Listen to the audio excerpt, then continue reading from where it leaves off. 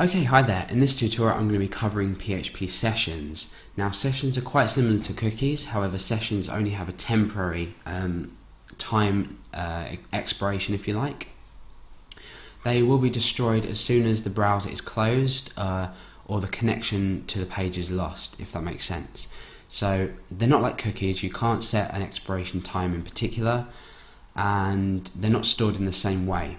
The ID of the session can be stored in a cookie, or you might have seen in a browser URL something like I can't remember the name, but it's like something equals and just a load of sort of numbers, and I think letters are included as well.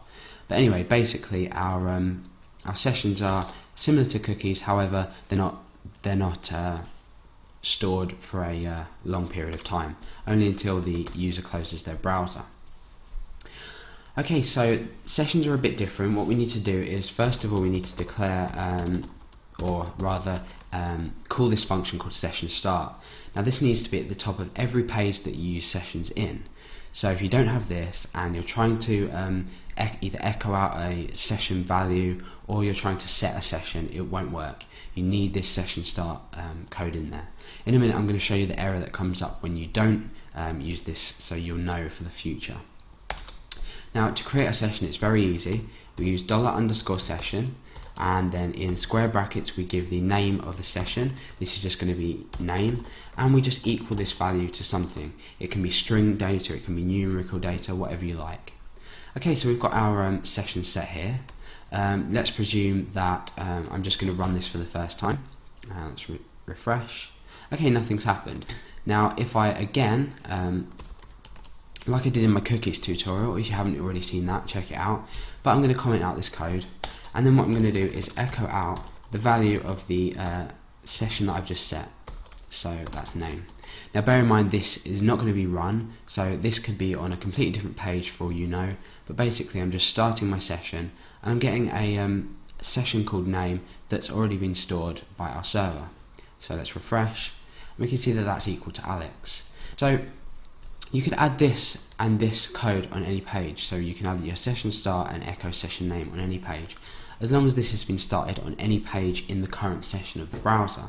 So for example, if I was to create a new page and add my PHP code in, and let's say session start, and we're going to echo out the session name, the one that I've just set.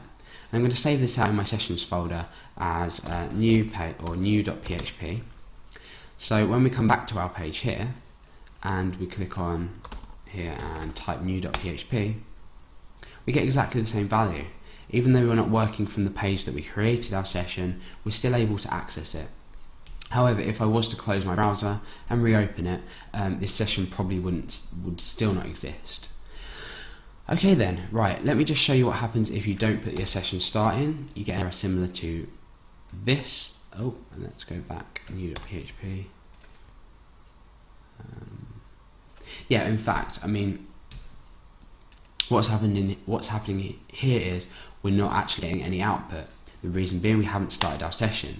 By putting our session start in, you can see that we get our value out. Now the reason it's not coming out for me at the moment is because I don't have that type of error reporting on, but if you did have a specific type of error reporting turned on, I have a tutorial on that as well, then you'll see that you will probably get an error. So we can close this off now, and I'm just going to show you how to unset a session. Now the way to do this is to basically say either unset and then session in brackets. That will unset our session, or what we can do is we can use a completely different command altogether, and that is session destroy. And the difference between these two commands is session destroy will completely destroy sessions that you currently hold. Unset will unset a particular session. So it's up to you really. If you're, say, logging a user out, you'd say session destroy, and that would basically clear all current session variables that you hold at the present time. Otherwise you can just unset a specific one. So what are sessions useful for? If you say entered a website and had the chance to check a box saying remember me. If you didn't check this box, then you'd probably be using sessions, because once the user's browser has been closed, the user will be logged out, and when they come back onto the website, they'll have to retype their details, say their username and their password, to come back into the website. If you're using cookies, this is different, because you set an expiration time, which means that the user will be logged in, or this cookie will be held until the user decides to destroy it, and we'd have to create code to destroy our cookie, like shown in my cookie tutorial. So really, it's up to you whether you use sessions or cookies. Sessions are good for short term, cookies are good for a long term, specific amount of time that you want a piece of data to be held. But if you go onto my PHP project, register and log in, you'll see that I use sessions.